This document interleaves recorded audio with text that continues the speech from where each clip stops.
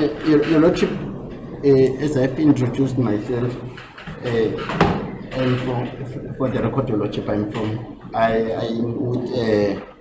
two officials from the NPA, Your Lordship, who are on watching brief, Your Lordship, as we have introduced them in chambers, my Lord. Your Lordship,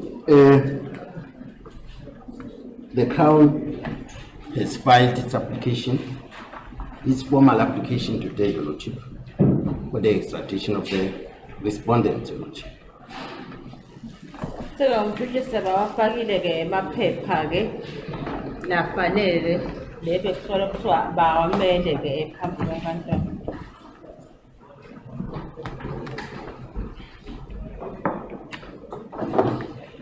Your Lordship, a brief background, Your Lordship. May I state that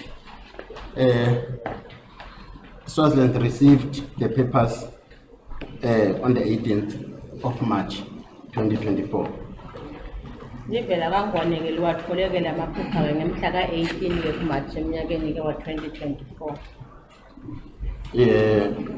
The South African High Commission, Your Lordship, on the same date, transmitted these papers to Foreign Affairs, Your Lordship.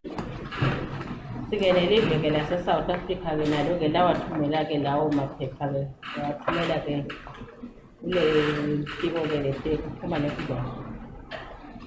Your Lordship, the Foreign Affairs transmitted the papers same day, Your Lordship, to the Minister of Justice.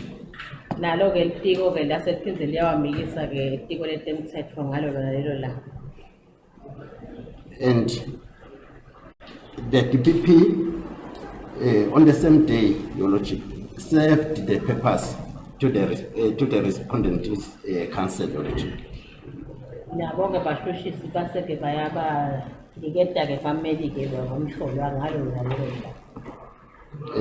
The court was also served, Your Lordship, with the original document, Your Lordship.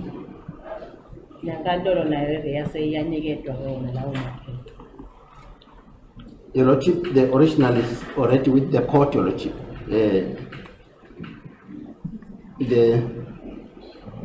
There is the filing notice, Your Lordship, on the top of the document. The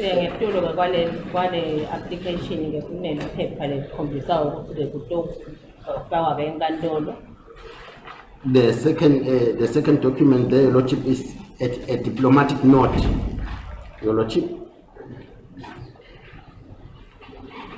Oh no, it's a memorandum, Your Lordship. I'm sorry. It's a memorandum from the Minister of Foreign Affairs, Your Lordship, transmitting the documents to the Minister of Justice. The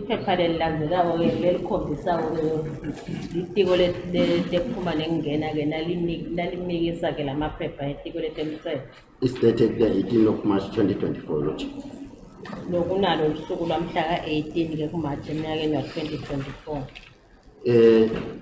There's also a stamp, Your Lordship, and a signature of the principal of Minister of Justice and Constitutional Affairs, Your Lordship, bearing the same date, Your Lordship.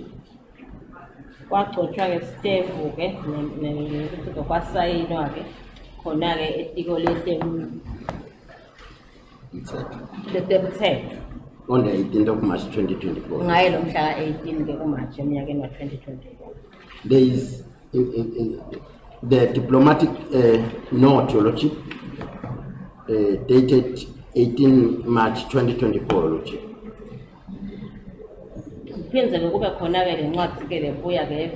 South Africa. They are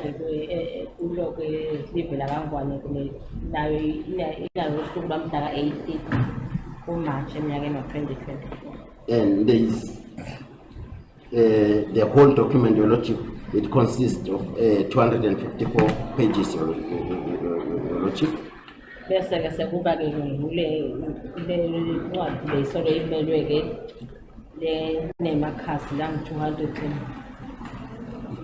Fifty-four. Your Lordship, we humbly apply that may this document be marked as Exhibit G, Your Lordship.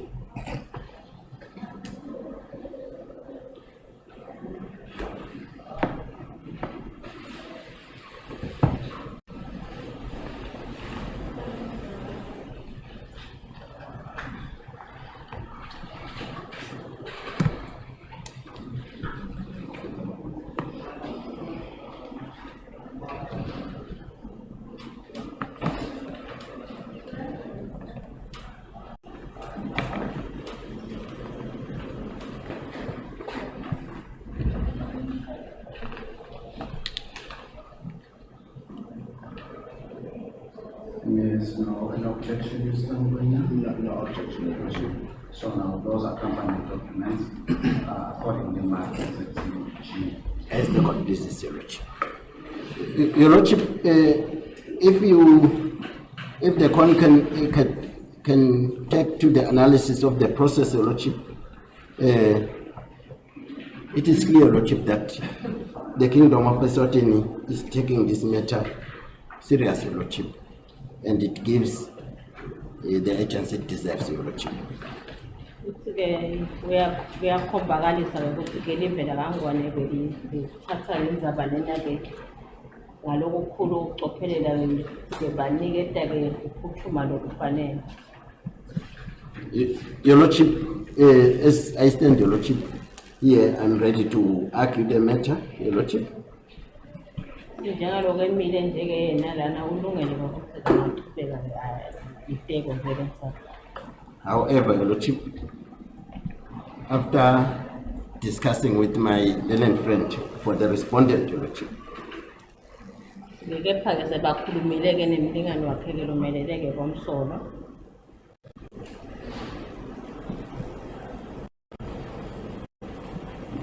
he indicated that he requests some time, Your Lordship, to look on the papers, Your Lordship, as they are bulky. Uvetile ke ukuthi ke ucela ukuthola sifutshane noma sikhathi.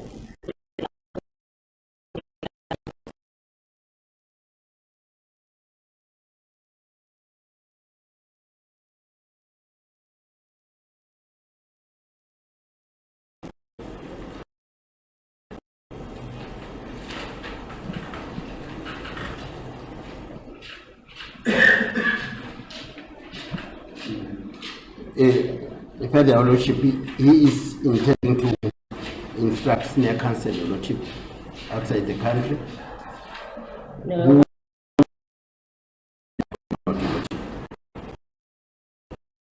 Komunye ke umeli ke ngaphandle kwalelizwe lokungena ke atawufuna ukuthi abatshele ukuthi bayaphikisana noma abaphikisani neqhubeka. That process, Your Lordship, needs more time, Your Lordship, on the part of the legal representative for the respondent, Your Lordship. Lokho ke ngikwabo ukuthi ngasikhathi.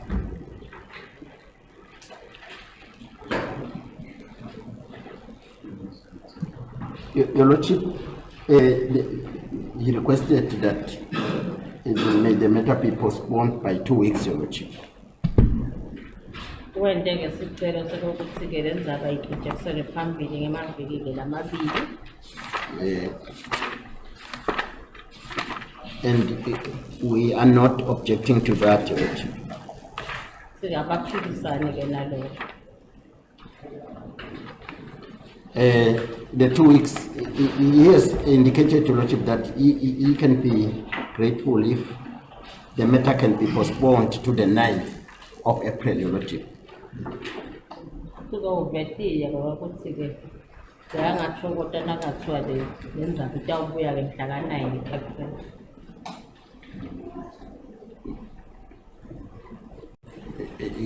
That is when, Your Lordship, he will come to court and inform this honorable court whether the application is opposed or not. Ngalelo langa utawube atofuna kutshela ke inkantolo ukuthi ngabe ke lesicelo lesi bayasiphikisa yini ngoba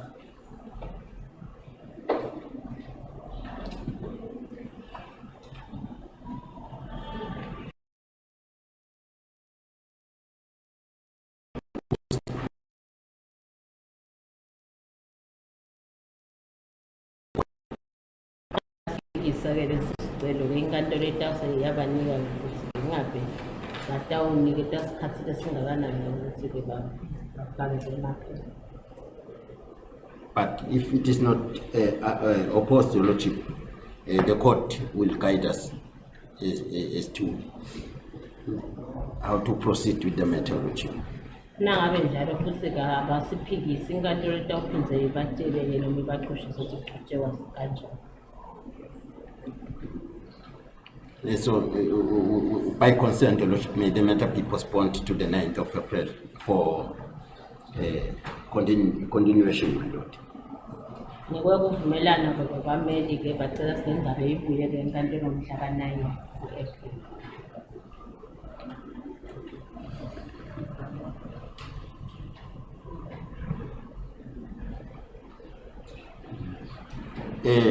Another issue, lordship, is the issue of the exhibits, lordship. By consent, lordship, we have agreed that the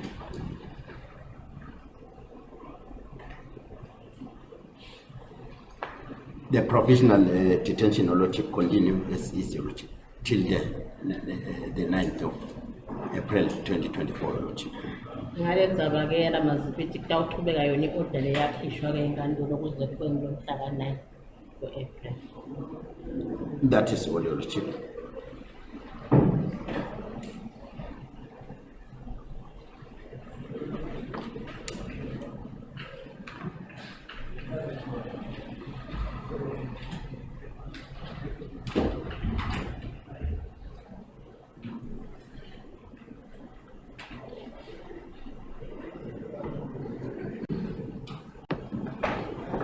Mr. William? Yes. Yeah, Your Worship, maybe let me first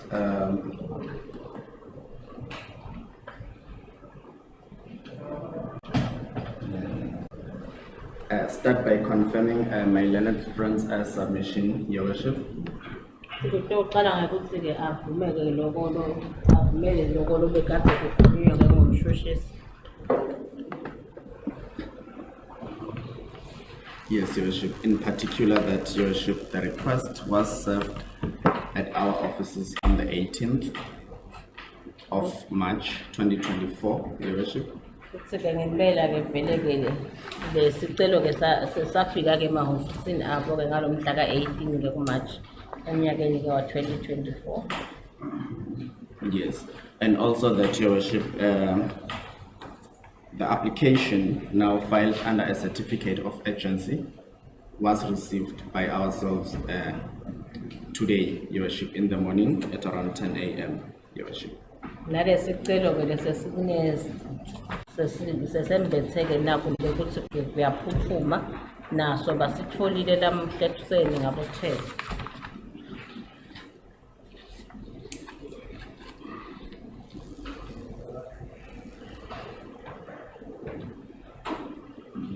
Yes. Now, Your Worship, it is correct that Exhibit G, which has been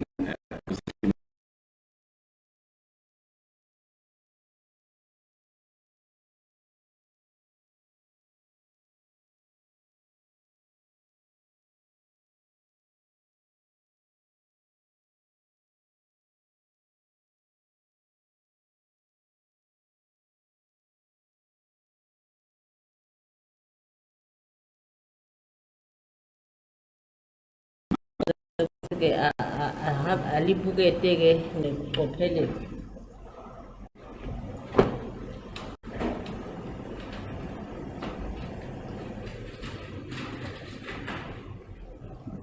Yes, Your Worship.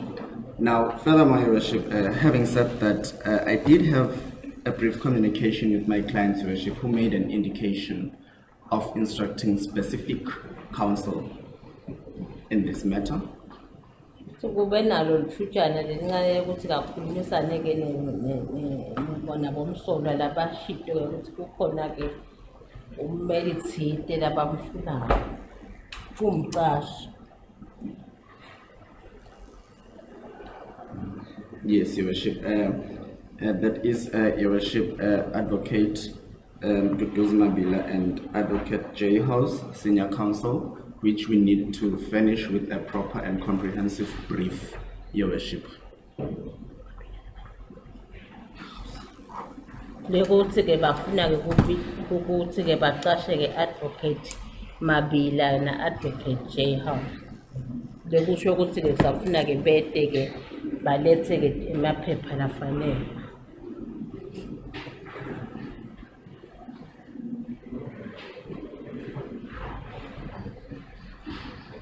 Yes, I think His Worship will take note that Advocate Mabila has been appearing on a watching brief, Your Worship. We are yet to prepare a formal and comprehensive brief to give to Council, together with Advocate J House, who's Senior Counsel from the Republic of South Africa, Your Worship.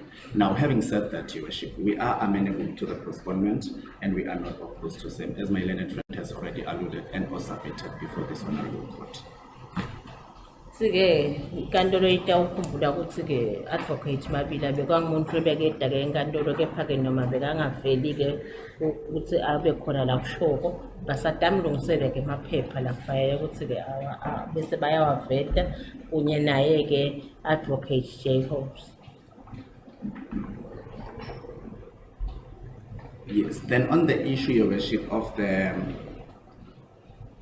extension of the rule on the exhibit, we've got no opposition to that, Your Worship. The court can accordingly make the order for extension with respect, Your Worship. Sike ngalendzaba ke yena ukuthi ke le order yakhishwa inkantolo ichithekisele phambili abaphikisani ke nabo lo. As the court, please. Unless the court has specific questions, I cannot take it in. Your Lordship, there is one correction, Your Lordship, that it looks as if the applicant who requested for the postponement, Lordship. It's not us, Lordship. Actually, it's the respondent, Your Lordship. Well, effectively, Your Worship, we are requesting for the postponement, Your Worship, as the court pleases, Your Worship. Sike ngiboke abacela ukuthi leli cala lichithekisele phambili.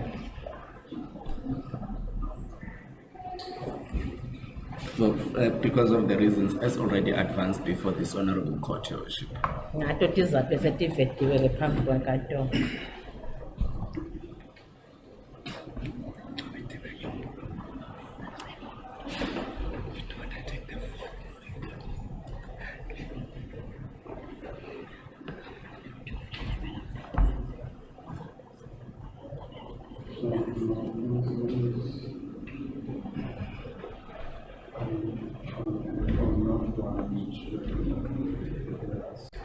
I'm sorry, Your Worship.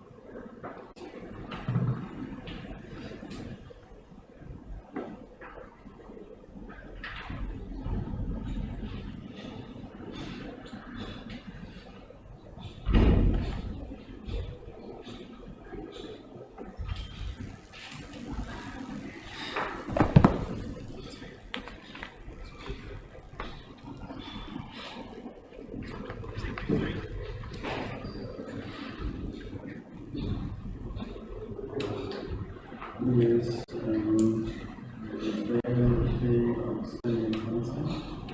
No, I don't think so, Your Worship. Thank you, Your Worship. Now the respondent must step up.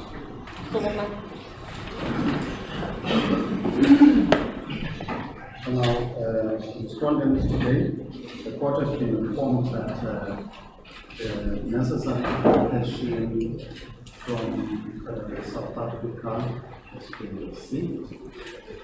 Inkantolo ke seyitsheliwe ukuthi-ke lezi impepha lebekade solo timelele tibuya ngemvenda komakhelwane sezifikile. Now, the papers, however, have come as a valid document. Kepha-ke lamaphepha-ke aqhamuke nje ayincwadi nje lenkulu. Now, your attorney needs time to go through the papers with a view of the taking instructions from you to instruct senior counsels. Ummeli wenu-ke udzinga isikhathi-ke sekokuthi-ke awabukete-ke lamaphepha nokokuthi-ke bese uyakhulumisana nani nekuthi-ke aphindze kacashe-ke bamele. Once that has been done, after the consultation with senior counsels, the decision shall be taken by the team whether the application will be contested. Emva kokube-ke senikhulumile-ke kase sinqumo sesiyathathwa-ke bameli benu kokuthi-ke bayaphikisana yini nalokhu nobabaphikisana nako. Now, if the application is contested, then the court is going to give timelines on when to file papers such as answer to government and client. Nangabe bayaphikisana-ke nako-ke lokho-ke inkantolo itawuse iyabajubela kwayilatiwe ukuthi-ke ufuna babe bafake-ke lawo maphepha kungakapheli isikhathi lesingakanani. Dates for hearing of the matter shall be set. Bese sekuyabhekwa-ke lusuku-ke kuyawudekwa ngalo leli cala. Now, if the application is not being contested, the court is going to simply give a date when the matter can be. Nangabe-ke bangaphikisani-ke nako lokho inkantolo iyabe seseyiphindze iniketa lusuku leyawudekwa ngalo kwenzani. Because these are applications of service. Ngokulandzela kokuthi-ke lokhu-ke kwenziwe kwaba sicelo senziwa sivele phambi kwenkantolo. Interest 2024 will be our attendance. Sekuvunyelwene-ke ukuthi-ke kutawubuya mhla ka-9 April kunyakeni wa-2024. That date, court is going to be placed on what we have developed after consultations. Ngalelo langa lelo-ke inkantolo itabe itawutshelwa ukuthi-ke ingabe etingxoxweni tenu bese kuphuma liphi liphi.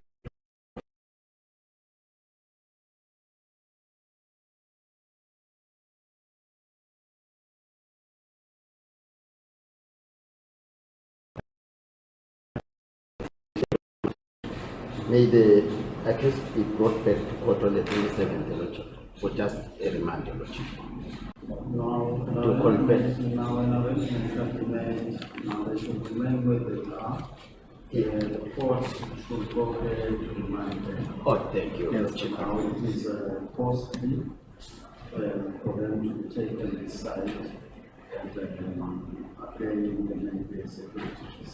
Thank you. It's cheaper. It's cheaper and cost effective.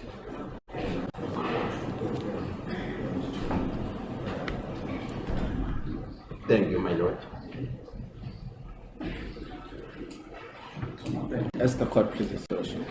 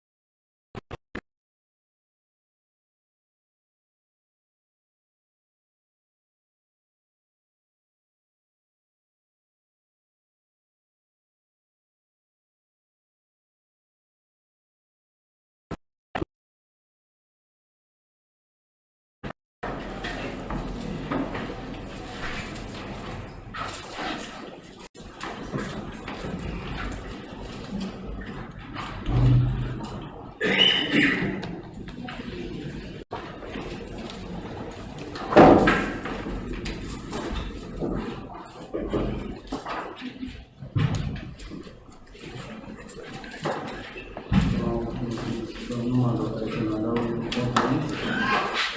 If you want to say something. No, there is nothing about it. Yes, we confirm that we, by consent, made the matter be postponed to the next occasion. If there's anything that the applicant